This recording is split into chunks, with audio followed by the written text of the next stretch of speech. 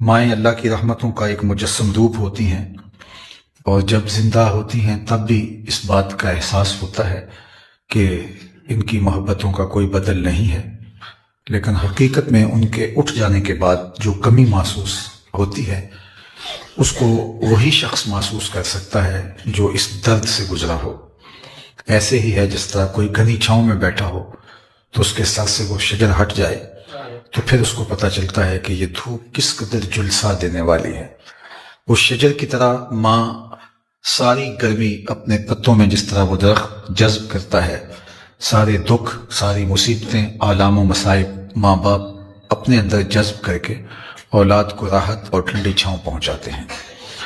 خوش نصیب اولادیں وہ ہوتی ہیں کہ جو اپنے ماں باپ کے لیے ہمیشہ یادوں کے چراغ روشن رکھیں، اور اس کے لیے بہترین جو ذریعہ بتایا گیا وہ دعاؤں کا ہے۔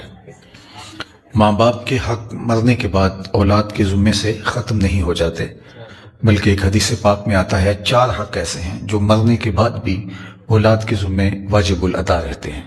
ان میں سے سب سے پہلا حق الصلاۃ علیہما، ان کا جنازہ پڑھنا ہے، اور خوش نصیب اولادیں اپنے ماں باپ کے جنازے کو آداب کی رعایت کے ساتھ پڑھتی ہیں، ورنہ میں ایسے لوگوں کو بھی جانتا ہوں جنہوں نے اپنی حقیقی ماں کا جنازہ نہیں پڑھا۔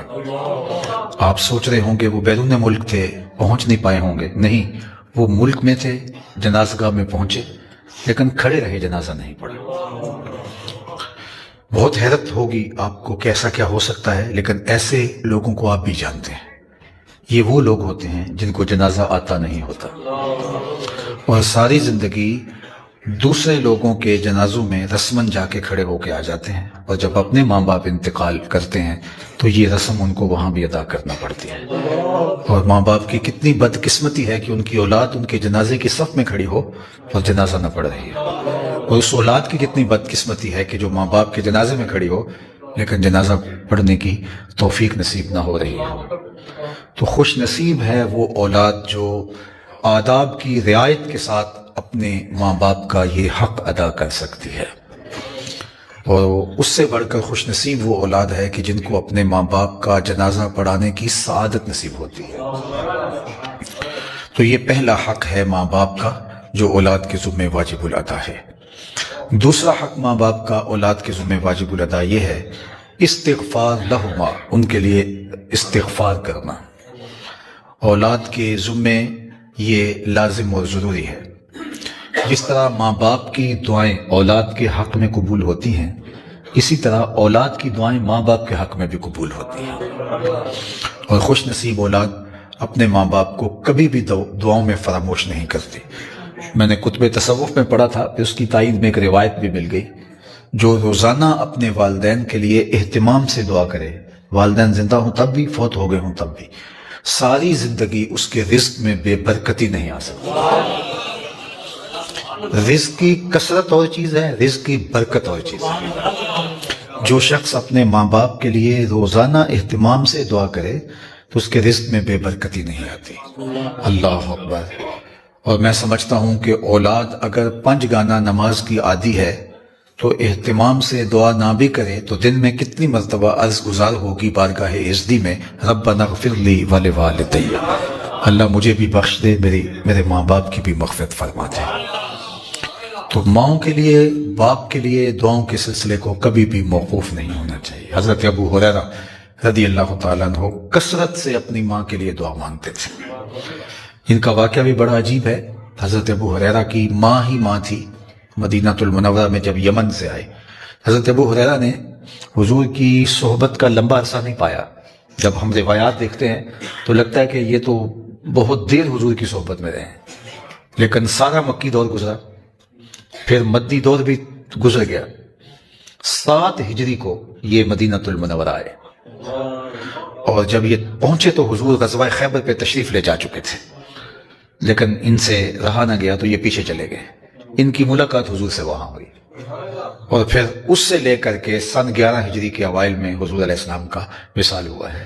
تو آپ اندازہ کریں کہ کتنا وقت ان کو ملا، لیکن کثیر روایتیں، سب سے زیادہ روایات 5300 کچھ روایت ان سے مروی ہیں۔ لوگوں نے کہا ابو ہریرہ تم ہی ساری روایتیں بیان کرتے ہو، کہا تم سودا بیچتے تھے بازار میں حضور سے سنتا تھا۔ میں نے ان کو یاد کیا ہے ہر وقت صحبت میں بیٹھے رہتے. مجھے ایک لطیفہ سا یاد آ گیا. ہمارے وہاں ایک مولانا صاحب ہوتے تھے، تو ان کو کسی نے کہا کہ ابو ہریرہ کا کیا مطلب ہے؟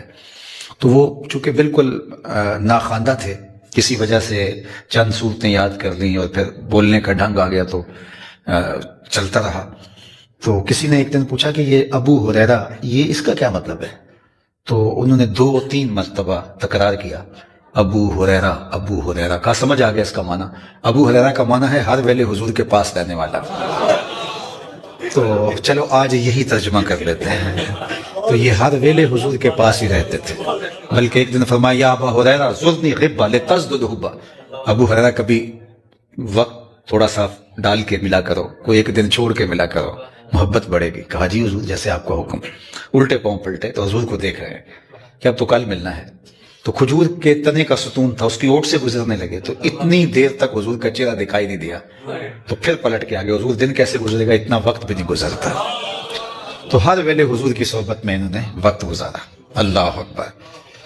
تو حضرت ابو ہریرہ رضی اللہ تعالیٰ عنہ کے بھائی نہیں، شادی نہیں ہوئی، بہنیں نہیں، والد نہیں ہیں، انتقال کر چکے ہیں، صرف ماں کے ساتھ اکیلے رہ رہے ہیں مدینہ المنورہ میں. اور آپ جانتے ہیں کہ جب ماں بیٹا کسی گھر میں اکیلے رہتے ہوں تو ان کی محبت اور تھوڑی سی منفرد ہوتی ہے. ماں کا سارا پیار سمٹ کے بیٹے کے لیے اور بیٹے کی ساری محبتیں سمٹ کے ماں کے لیے، دوستی کا رشتہ بھی، سب کچھ ایک وجود میں آ جاتا ہے. تو حضرت ابو ہریرہ کا ماجرا بھی ایسا ہی تھا. اب جب حضور سے احادیث سنتے تو گھر پہنچتے تو انسان کی طبع میں آگے منتقل کرنے کا جو فطری جذبہ ہے، تو آگے ماں ہی ہوتی تو ان کو سناتے. ماں کافرہ تھی اور وہ سننے کے لیے آمادہ نہیں تھی، بے اعتنائی برتی، کبھی کوئی سخت جملہ بھی کہہ دیتی. ایک دن ایسا جملہ کہا جو حضرت ابو ہریرہ کو گوارا نہیں تھا. سوچا اگر یہ حضور علیہ السلام کے بارے میں اس طرح بولتی ہے تو میں ماں کو چھوڑ دیتا ہوں. چھوڑ دیا، گھر چھوڑ کے آ گئے. لیکن دل میں تھا کہ دنیا پہ ایک ہی تو مادی رشتہ ہے اور اگر وہ بھی چھوٹ گیا تو میرے پاس رہے گا کیا. اور حضور کی خدمت تھی اور آقا جلوہ افروز تھے، مجلس نور برپا تھی. آ کے بیٹھ گئے تو دل و قلب و نگاہ کے مرشد اولین نے ابو ہریرہ کے چہرے کے اوپر پھیلی ہوئی اداسی دیکھی اور خود ہی پوچھا کہ ابو ہریرہ کیا ہوا. تو وہ تو پہلے بھرے پڑے تھے. تو جب کوئی بندہ دکھوں سے بھرا ہوا ہو اور اس کو کوئی غمخوار پوچھ لے تو پھر آنکھوں سے چشمے پھوٹ پڑتے ہیں آنسوں کے. تو ابو ہریرہ تو بھرے پڑے تھے. تو جو حضور نے پوچھا ابو ہریرہ کیا ہے، تو انہوں نے کچھ بتانے کی بجائے کہا کہ حضور میری ماں کی ہدایت کے لیے دعا کرتے. اتنے درد سے کہا کہ فوراً حضور کے ہاتھ اٹھ گئے اور آقا کریم نے کہا اللہم اہد ام ابی ہریرہ تھا، اللہ ابو ہریرہ کی ماں کو ہدایت دے دے. اللہ اکبر. اجابت کا صحرا، عنایت کا جوڑا، دلہن بن کے نکلی دعائے محمد صلی اللہ علیہ وآلہ وسلم. ادھر حضور کے لبے نور سے دعا نکلی، ادھر وہ باب اجابت تک جا پہنچی. دیکھا کہ مجلس میں ابو ہریرہ موجود نہیں ہے. ابو ہریرہ گھر کی طرف دوڑ پڑے. راستے میں کوئی ملا تو آج ان کی چال بہت تیز تھی. کہ ابو ہریرہ بھاگتے جا رہے ہو، خیر تو ہے؟ کہا آج ہی تو دیکھنا چاہتا ہوں گھر پہلے میں پہنچتا ہوں یا میرے حضور کی دعا پہلے پہنچتا ہوں. حضرت ابو ہریرہ فرماتے ہیں اللہ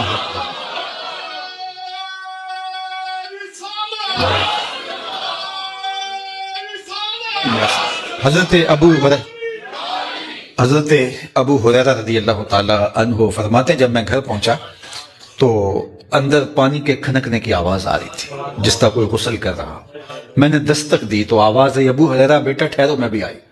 کہا لہجے سے پتہ چل رہا تھا محمد کی بولی بول رہی ہے. تھوڑی دیر کے بعد میری ماں کنڈی کھول رہی تھی اور اس کی زلفوں سے پانی کے تازہ قطرے ٹپک رہے تھے اور لبوں پہ حضور کا کلمہ جاری تھا. اللہ اکبر. پھر حضرت ابو ہریرہ کی محبت تو کوئی اور ہی رنگ اختیار کر گئی ہوگی.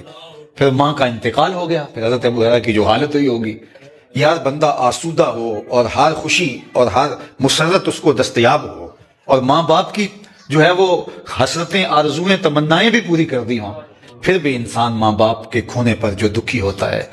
تو اب جس کا پورا جہان ہی ماں تھی تو حضرت ابو ہریرہ رضی اللہ تعالیٰ عنہ پہ کثرت سے ایک دعا مانگتے تھے اللہم اغفر لأبی ہریرہ تھا ولأمی ولمن استغفر لہما.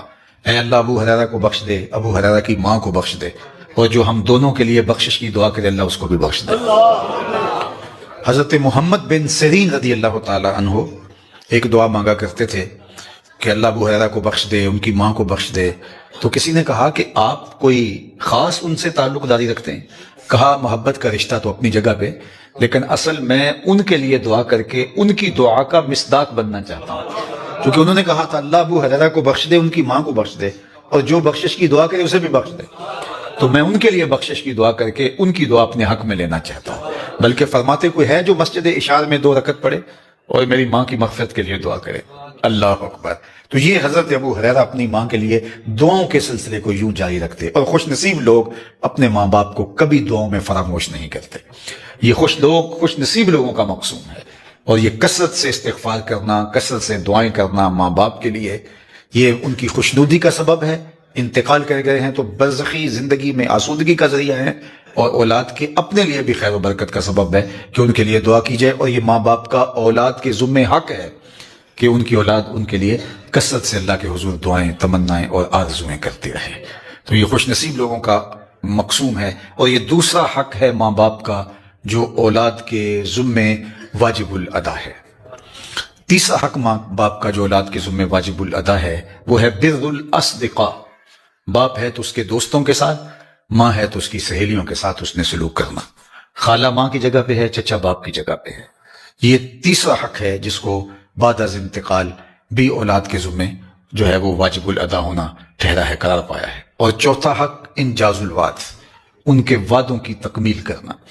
اگر اللہ سے کوئی وعدہ تھا، منت مانی تھی، پوری نہیں کر پائے، بعد میں اولاد اس کو پورا کرے اگر اس کے لیے ممکن ہے۔ کسی سے کوئی وعدہ تھا، رشتہ داروں سے، اقربا سے، اعزاء سے، تو اس کو پورا کرے۔ حتیٰ کہ اس کے زمرے میں علماء نے لکھا کہ ان کے معمولات خیر جاری رکھے، یعنی انہوں نے جو اچھائیاں شروع کر رکھی تھیں، کوئی فلاحی کام تھا، کوئی اور نیکی کا کام تھا۔ ماؤں کے معمول ہوتے ہیں مختلف مواقع پر بہنوں کے ساتھ، بھائیوں کے ساتھ، بیٹیوں کے ساتھ، محلے داروں کے ساتھ، غریب رشتہ داروں کے ساتھ جو ان کے خیر کے معمولات ہیں، اولاد ان معمولات کو ترک نہ ہونے دے۔ یہ انجاز الوعد کے زمرے میں آتا ہے، اگرچہ وہ فرائض سے نہیں ہے، واجبات سے نہیں ہے، لیکن اولاد کے ذمہ ہے کہ وہ ان معمولات کو نبھانے کی کوشش کرے۔ باقی جہاں تک ماں باپ کے حق کو ادا کرنے کا مسئلہ ہے، زندگی میں یا ان کے انتقال کے بعد کوئی بھی اپنے ماں باپ کے حق کو ادا نہیں کر سکتا، لیکن اللہ نے اپنی عبادت کے حکم نامے کے ساتھ والدین کے ساتھ اس نے سلوک کرنے کی تلقین فرمائی۔ سورہ بنی اسرائیل میں وَقَضَىٰ رَبُّكَ أَلَّا تَعْبُدُوا إِلَّا إِيَّاهُ وَبِالْوَالِدَيْنِ إِحْسَانًا، اور جو آیت کریمہ میں نے پڑھی اس میں بھی یہی انشکر لی وَلِوَالِدَيْكَ، میرا شکریہ ادا کرو اور میرے اپنے والدین کا شکریہ ادا کرو۔ امام فخر بن رازی نے یہاں لکھا وَقَضَىٰ رَبُّكَ أَلَّا تَعْبُدُوا إِلَّا إِيَّاهُ وَبِالْوَالِدَيْنِ إِحْسَانًا کے تحت کہ انسان کے وجود کا سبب حقیقی باری تعالیٰ ہے اور سبب مجازی والدین ہے، اس لیے اللہ تعالیٰ نے اپنی عبادت کے حکم نامے کے متصل والدین کے ساتھ اس نے سلوک کرنے کی ترغیب دی۔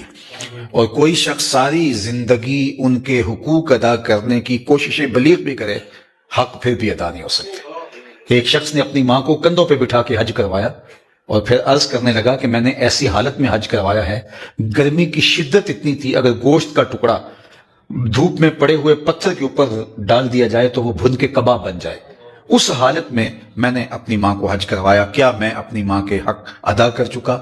فرمایا تیری ولادت کے وقت اس نے جو تکلیف سہی تھی تو ایک جھٹکے کا بدلہ بھی نہیں دے سکتا۔ جو ماں باپ اولاد کے لیے محبت، ان کے دل میں درد، جو سینوں میں پیار رکھا ہے، نعم البدل کیا جو ہے وہ بدل بھی نہیں ہو سکتا۔ اللہ نے اس کے سینے میں پیار ہی ایسا رکھا ہے، محبت ہی ایسی رکھی۔ میرے ایک دوست ہیں تو وہ کہنے لگے کہ میں بیرون ملک جب گیا تو واپس جب آنے لگا تو میں نے کہا سب کو فون کیے، بھائیوں کو، بہنوں کو، بہنوئیوں کو، رشتہ داروں کو، تو کسی نے کہا فلاں ماڈل کا موبائل لیتے آنا، کسی نے کہا فلاں چیز لے آنا، تو کہتے میں نے سب کو فون کیے تو سب نے کوئی نہ کوئی چیز وہاں کی لانے کے لیے مجھے کہا۔ تو میں نے ماں سے خود کہا کہ امی آپ بتائیں میں کہ آپ کے لیے کیا لے کے آؤں، فلاں فلاں فلاں کے لیے تو یہ لا رہا ہوں، آپ کے لیے کیا لاؤں؟ تو وہ شخص رو پڑا، کہنے لگا میری ماں نے کہا خیر صلاح پتر تو آپ ہی آ جائیں۔ یہ ماں باپ کا روپ ہے۔ اقبال علیہ رحمہ کی جب ماں انتقال کر گئی تھی تو انہوں نے والدہ مرحومہ کی یاد میں ایک طویل مرثیہ لکھا اور اس میں لکھتے ہیں آہ وطن میں ہوگا کس کو میرا انتظار، کون میرا خط نہ آنے سے رہے گا بے قرار، آرزو لے کر تیری خاک مرکز پہ آؤں گا، اب دعائے نیم شب میں کس کو میں یاد آؤں، کون پچھلے پہر اٹھ کے دعا کرے گا؟ ہر ایک سے کہنا ہی پڑتا نا میرے لیے دعا، عالم سے، قاری سے، حاجی سے، معتمر سے، پیر صاحب سے، عالم دین سے کہ جناب میرے لیے دعا کرنا. لیکن کبھی ماں کو بھی کہنا پڑا کہ میرے لیے دعا کرنا؟ ماں کو کہنے کی ضرورت نہیں ہوتی، ماں کے ہاتھ ایسے اٹھے ہوتے ہیں، اور اللہ ماں کے اٹھے ہوئے ہاتھوں کو خالی نہیں موڑتا. اور یہ لازمی نہیں کہ ماں رابعہ بصریہ ہو، وقت کی ولیہ ہو تو پھر ہی دعائیں قبول ہوتی ہے. لیپا پوتی کرتی ہوئی ماں گارے سے بھرے ہوئے ہاتھ بھی اٹھا دے، اللہ انہیں بھی خالی نہیں موڑتا. ماں جب بولتی ہے تو اس کے لہجے میں جبریل بولتا ہے. ماں جب مسکراتی ہے تو لگتا ہے جنت کی ساری کلیاں کھل اٹھی. اللہ اکبر، کیا درد، کیا محبت، کیا پیار اولاد کے لیے اللہ نے اس کے سینے میں رکھ دیا ہے، کیا کائنات آباد کر دی. اور انسان، میں ایک دفعہ کہیں گفتگو ماں کے عنوان سے کر رہا تھا تو ایک بوڑھے شخص کو میں نے روتے ہوئے دیکھا. تو میں نے بعد میں کہا کہ اس کے قریب سلام لی تو کیا میں نے کہنا تھا، وہ خود کہنے لگا کہ مجھے اس عمر کے اندر بھی ماں نہیں بھولتی، چونکہ وہ پیار جو ماں نے دیا ہے اس کا کوئی بدل ہی نہیں ہو سکتا. اور زمانہ بدل گیا، حالات نے تغیر، یہ آج ڈیجیٹل زمانہ آ گیا ہے، ہر شے اپنا رنگ، آہنگ، طریق اور اپنے انداز اور تیور تبدیل کر چکی ہے ہر شے. لیکن ماں کا پیار آج بھی نہیں بدلا. دیہات کی ماں ہو یا گلبرگ میں رہنے والی ماں، ماں ہوتی ہے. اس کے سینے میں اولاد کے لیے جو محبتیں ہیں، جو پیار ہے، جو الفتوں کی ایک کائنات آباد ہے، وہ ایک انوکھا باپ ہے. اور اللہ تعالیٰ نے ماں باپ کو یہ صلاحیت عطا کر رکھی ہے، یہ توفیق دی ہے کہ جس خلوص سے وہ دعا مانگتے ہیں اپنی اولاد کے لیے کوئی نہیں مانگ سکتا. وہ بیٹی کی قسمت اور اس کے حصے کی خوشیاں عرش سے جو ہیں وہ دعاؤں کے ذریعے کھینچ لاتے ہیں. اللہ اکبر. حضرت موسیٰ علیہ السلام نے جب جبل طور پہ اللہ سے تقاضا رویت کیا کہ مالک میں تجھے دیکھنا چاہتا ہوں، تو جواب ملا کہ لن ترانی، تم نہیں دیکھ سکتے. آپ نے علماء سے سارا واقعہ تفصیل سے سنا ہے کہ انہوں نے کہا کہ مالک میں تجھے دیکھنا چاہتا ہوں، تو جواب آیا لن ترانی. تو لیکن انہوں نے پھر تقاضا کیا تو فرمایا اچھا وَلَكِنِ انظُرْ إِلَى الْجَبَلِ، اگر آپ دیکھنا چاہتے ہیں تو پہاڑ کی طرف دیکھو. فَإِنِ اسْتَقَرَّ مَكَانَهُ فَسَوْفَ تَرَانِي، اگر یہ اپنی جگہ پہ ٹھہرا رہا تو تم مجھے دیکھ لو گے. اللہ نے اپنی رویت کو استقرار جبل کے ساتھ معلق کیا. علامہ سعد الدین تفتازانی نے شرح قائد نصفیہ کے اندر اس مقام پہ گفتگو کرتے ہوئے کہا کہ یہ استقرار جبل کے ساتھ اللہ کی رویت کا معلق ہونا یہ امکان کی دلیل ہے، کیونکہ استقرار جبل ممکن ہے، اور ممکن سے جو چیز معلق ہوتی ہے وہ بھی ممکن ہوتی ہے. تو بہرحال انہوں نے تقاضا رویت کیا، کہا اپنی جگہ پہ ٹھہرا رہا تو تم مجھے دیکھ لو گے. الگ بات ہے پہاڑ نہ ٹھہر سکا. لیکن جہاں جو بات میں آپ کے سامنے رکھنا چاہتا ہوں، حضرت موسیٰ نے عرض کیا مالک میں تو تیرے جلوے درختوں سے دیکھنے کی عادت رکھتا ہوں. آپ جانتے ہیں کہ حضرت موسیٰ نے کپتی کو تھپڑ مار دیا تھا، قرآن میں وہ واقعہ تفصیل کے ساتھ موجود ہے. تو آپ نے جب تھپڑ مارا تو ان کی جلالت کی وہ تابع نہ لا سکا، موقع پہ ڈھیر ہو گیا اور حالات بڑے کشیدہ ہو گئے. تو حضرت موسیٰ علیہ السلام کو پھر مصر چھوڑنا پڑا تھا. جب مصر چھوڑ کے شہر مدین کی جانب پہنچے تو وہاں ایک کنواں تھا جہاں لوگ اپنے جانوروں کو پانی پلا رہے تھے. تو حضرت موسیٰ نے کیا دیکھا کہ دو لڑکیاں ہیں جو پردے میں سمٹی ہوئی ہیں اور اپنے جانوروں کو لیے ایک سمت کھڑی ہیں. سمجھ گئے کہ مردوں کے ہجوم میں گھسنے کی ان کے اندر حیا کی وجہ سے ہمت نہیں ہے. تو آگے بڑھے، ان کے جانور ہانکے، پانی پلایا اور ان کے جانور ہانک دیے. وہ اپنے گھر جا کے اپنے باپ سے بولیں کہ آج ہمارے ساتھ مہربانی ایک نوجوان نے کی ہے، اس کی آنکھوں کی پتلیوں پہ حیا لکھا تھا. کیا پاکیزہ نظر نوجوان تھا، اس وجہ سے آج ہمارا کام آسان ہو گیا اور ہم جلدی آ گئے. تو ان کے والد گرامی نے کہا کہ جاؤ اس کو بلا کے لاؤ. تو قرآن نے اس واقعہ کو بیان کیا ہے کہ ایک ان میں سے حیا میں لچکتی ہوئی، پردے میں سمٹی ہوئی آئی اور آ کے کہا حضرت موسیٰ سے کہ ہمارے والد آپ کو بلاتے ہیں. اور حضرت موسیٰ اس خاتون کے ساتھ جب ان کے گھر گئے تو وہ گھر تھا حضرت شعیب علیہ السلام کا، اور وہ صاحبزادیاں تھیں حضرت شعیب علیہ السلام کی. تو حضرت شعیب علیہ السلام نے حضرت موسیٰ علیہ السلام کی پیشانی میں چمکتے ہوئے انوار دیکھے تو اپنی ایک بیٹی جن کا نام صفورہ تھا ان سے نکاح کر دیا. یہ بڑی صاحبزادی. پھر کچھ عرصہ وہاں رہے اور جب مصر کے حالات ٹھیک ہو گئے تو کہا کہ اب اپنی بیوی کو لے جاؤ اور دوبارہ مصر چلے جاؤ.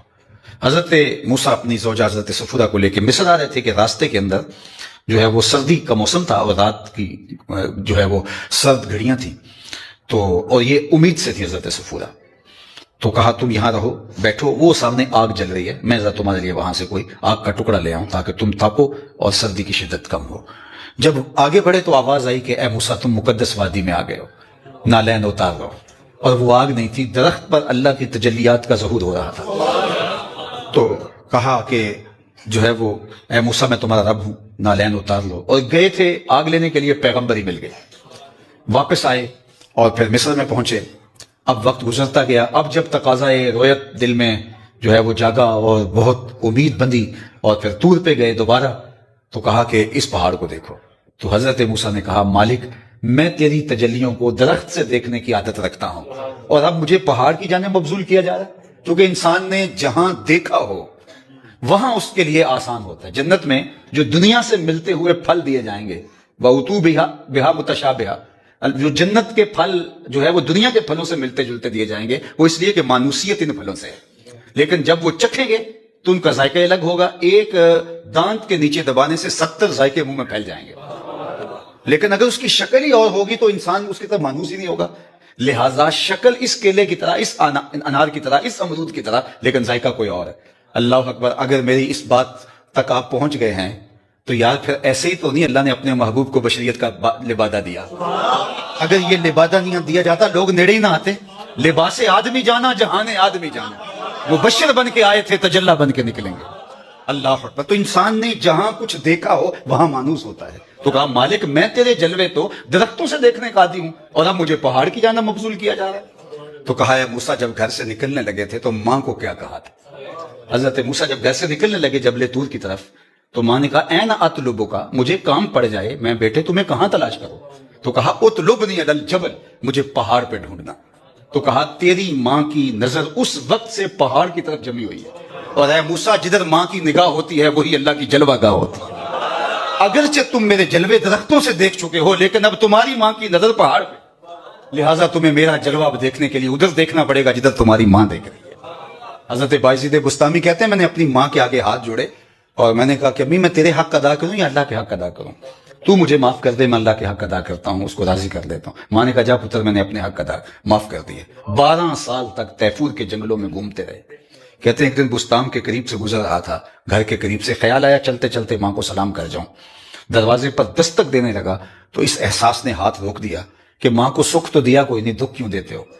وہ سردیوں کا موسم ہے, بستر میں جا چکی ہوگی, تیرے لیے اٹھے گی, دروازہ کھولے گی. اس احساس نے مجھے روک دیا اور میں دروازے پہ بیٹھ گیا. ساری رات گزر گئی. جب سحری کا وقت ہوا تو اندر سے جو نالی آتی تھی اس سے پانی آیا. میں سمجھ گیا میری ماں تہجد کے لیے اٹھی ہے. تو میں نے دستک دی تو اندر سے آواز آئی, بیٹا باعزی ٹھہرو میں بھی آئی.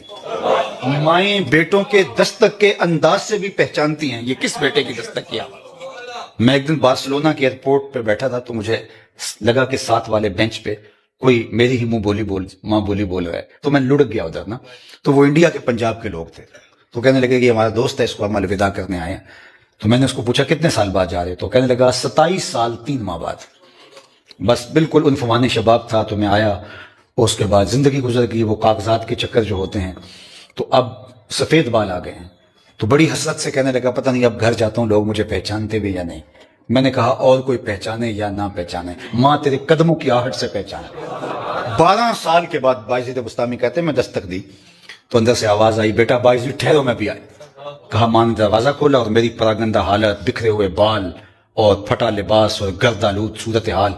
تو ماں نے دیکھا تو اس کی آنکھوں میں آنسو آ گئے اور ایسے ہاتھ پھیلا کے کہا اللہ میرا بیٹا بایزید تیری طلب میں نکلا تھا, تو نے ابھی تک اپنا قرب نہیں دیا. حضرت بایزید کہتے ہیں 12 سال کی ریاستوں سے جو نہیں ملا تھا ماں کے اٹھے ہوئے ہاتھوں سے مل گیا. میں نے کہا مالک میں کہاں ڈھونڈ رہا ہوں, تو کہاں موجود ہے؟ تو جدھر ماں کی نگاہ ہوتی ہے وہی اللہ کی جلوہ گاہ ہوتی ہے. تو جو ماں کو گھر میں روتا ہوا چھوڑ کے پیر کے دربار پہ جھاڑو دیتے پھرتے ہیں اور ماں پیچھے سے تڑپ رہی ہے, وہ سوچے بھی نہ ان کو کوئی فیض مل سکتا ہے. حضرت وہ ویسے کرنی صحابی نہیں بنے ماں کو چھوڑ کے, بلکہ ماں نے اتنی اجازت دی جانا رکنا نہیں آ جانا ہے, اور گئے. اور حضور کہیں تشریف لے گئے ہوئے تھے تو وہیں سے واپس آ گئے. تو آقا کریم تشریف لائے. فرمایا کوئی آیا تھا؟ کہا ہاں حضور ایک صاحب آئے تھے. تو آقا کریم اپنی قمیض کے بٹن کھولتے ہیں, فرماتے مجھے یمن سے یار کی خوشبو آتی ہے. کہا وہ آپ کو ملنے کے لیے رکا بھی نہیں ہے اور آپ کی یہ محبت؟ فرمایا اس کی نابینا اور بوڑھی ماں ہے جس کی خدمت اسے میرے حضور آنے سے روکے ہوئے. بلکہ ایک تاریخی جملہ فرمایا, کوئی اویس کو ملے میرا سلام دے اور اس کو کہے میری امت کی بخشش کی دعا کرے. اللہ اکبر. اور پھر حضرت عمر اور مولا کائنات سیدنا علی المرتضی رضی اللہ تعالیٰ عنہما دونوں گئے, حضور کے بتائے ہوئے نشان ڈھونڈے اور جا کے ویسے کرنی سے ملے اور حضور کا سلام دیا. جب سلام دیا تو تڑپ اٹھے اور بار بار کہتے تھے کیسے حضور کے لبوں پہ میرا نام آیا تھا, کیسے کہا تھا کہ اویس کو میرا سلام دینا. اویس کا لفظ کیسے حضور کے لب آئے دور سے نکلا تھا؟ تو جب یہ تڑپ دیکھی تو کہا اتنا پیار حضور سے، تو پھر حضور کو دیکھنے کیوں نہیں آئے؟ تو ویسے کرنی نے تیور بدل لیا، کہا تم نے میرے حضور کو دیکھا تھا؟ کہا ہاں، ہم شام سے میرے پاس ہی تو رہتے تھے۔ کہا بتاؤ حضور کے ابرو کھلے ہوئے تھے یا جڑے ہوئے تھے؟ تو یہ ایک لمحے کے لیے سوچنے لگے، کہا جس نے نہیں دیکھا اس سے پوچھ لو۔ کوئی دور سے دیکھتا تو اس کو جڑے ہوئے نظر آتے، قریب آ کے دیکھتا تو کھلے ہوئے نظر آتے۔ معلوم ہوا جو ماں کی خدمت میں رہتا ہے، قربت کا نور اس کو میسر رہتا ہے۔ تو خوش نصیب ہیں وہ لوگ جو اپنے ماں باپ کی خدمت کی سعادت مندی کا نور پاتے ہیں، اور بد نصیب ہیں وہ لوگ جو اپنے ماں باپ کو دکھ اور اذیت۔ اللہ کے محبوب نے کبیرہ گناہوں میں دوسرے نمبر پہ ماں باپ کی نافرمانی کو گنوایا ہے۔ الا انبئکم باکبر الکبائر، میں تمہیں بڑے بڑے گناہوں کی خبر نہ دوں؟ صحابہ نے کہا بلا یا رسول اللہ، حضور کیوں نہیں ارشاد فرمائی؟ فرمایا الاشراک باللہ، سب سے بڑا گناہ اللہ کے ساتھ کسی کو شریک ٹھہرانا ہے۔ پھر فرمایا وعقوق الوالدین، والدین کی نافرمانی کرنا۔ پھر اس کے بعد فرمایا حضور نے قتل النفس کے لفظ بھی ہیں، اور یمین الغموس کے بھی ہیں، اور قول الزور کے بھی ہیں، شہادت الزور کے بھی ہیں، یہ تیسرے نمبر پہ ہیں۔ دوسرے نمبر پہ حضور نے کبائر گناہ میں سب سے بڑا گناہ والدین کی نافرمانی بتایا ہے۔ شرک کے بعد سب سے بڑا گناہ، جن لوگوں کے ماں باپ زندہ ہیں ان کی زندگی کو غنیمت سمجھو اور ان کی خدمت میں اپنے آپ کو وقف کر دو، آپ دیکھیں گے کہ اس کی برکتیں کتنی آپ کو نصیب ہوتی ہیں۔ سب سے بڑا مرشد پیر ہے، سب سے بڑی سعادت انہی کی دہلیز سے نصیب ہوتی ہے۔ میں اور آپ کیا، میری اور آپ کی حیثیت کیا، خود امام الانبیاء نماز پڑھانے آئے اور عشاء کی نماز کے وقت حضور رکے، اور جب صحابہ ادب سے کھڑے ہوئے تو آنکھیں اشکبار ہو گئیں۔ الحاوی الفتاوی کے اندر امام سیوطی نے لکھا ہے، اور حضور نے ٹھنڈی آہ بھری اور روتے ہوئے کہا لو ادرکت والدی او احدہما، کاش آج میری ماں زندہ ہوتی، او احدہما، یا ان میں سے کوئی ایک، یدی میری ماں زندہ ہوتی، وانا اصلی صلاۃ العشاء، اور میں لوگوں کو نماز عشاء پڑھا رہا ہوتا، واقرأ فیہا بفاتحۃ الکتاب، اس میں سورہ فاتحہ چل رہی ہوتی، پھر میری ماں کو میرے ساتھ کوئی کام یاد آ جاتا، وہ دروازے پر آتی، پردہ اٹھاتی اور مجھے بیٹا کہہ کے آواز دیتی، تو میں لوگوں نماز چھوڑ کے پہلے ماں کی بات سن لیتا ہوں۔ اللہ نے یہ وہ مقدس رشتہ رکھا ہے کہ جس کی کمی کو اللہ کے محبوب نے بھی محسوس کیا ہے۔ تو خوش نصیب لوگ ہیں جو اپنے ماں باپ کی خدمت کو سعادت مندی سمجھتے ہیں، ان کے چہرے کے اوپر مسرت لانا، خوشی لانا، اس سے بڑی اور کوئی نیکی نہیں ہو سکتی ہے۔ اس لیے میں کہوں گا جن کے والدین زندہ و جاوید ہیں، اللہ نے آپ میں سے بہت سارے لوگوں کو یہ سعادت عطا کی، تو وہ ان کی خدمت کو شعار بنا لیں زندگی کا، اور اس کو جو ہے وہ اولیت دیں، اس کو ترجیح دیں۔ پھر آپ جائیں بزرگوں کے پاس بھی جائیں، میں اس کا منکر نہیں ہوں، آپ اور بھی اعمال خیر بجائیں، لیکن ان کو اگر آپ کی ضرورت ہے، تو حضور سے جب پوچھا گیا کہ حضور میں جہاد پہ جانا چاہتا ہوں، تو فرمایا احی والدہ کا، تیرے والدین زندہ ہیں؟ قال نعم، جی۔ فرمایا قال ففیہما فجاہد، کہا جا ان کی خدمت کر، یہی تیرا جہاد ہے۔ یعنی یہاں تک ماں جہاد جیسے فریضے سے حضور نے فرمایا کہ تمہیں مقدم ہے ماں باپ کی خدمت کو بچا لانا۔ اور جن کے والدین فوت ہو گئے وہ کثرت کے ساتھ ان کے لیے دعا کریں، جمعے کے دن سورہ یاسین کی تلاوت کریں، ہر جمعے ان کی قبر پہ حاضری کا اگر موقع نصیب ہو سکے تو اس کو سعادت جانے، ان کی قبر پہ حاضر ہوں۔ والدین کی رضا میں اللہ کی رضا ہے، رضا اللہ فی رضا الوالد و سخط اللہ فی سخط الوالد، ان کی ناراضگی میں اللہ کی ناراضگی ہے۔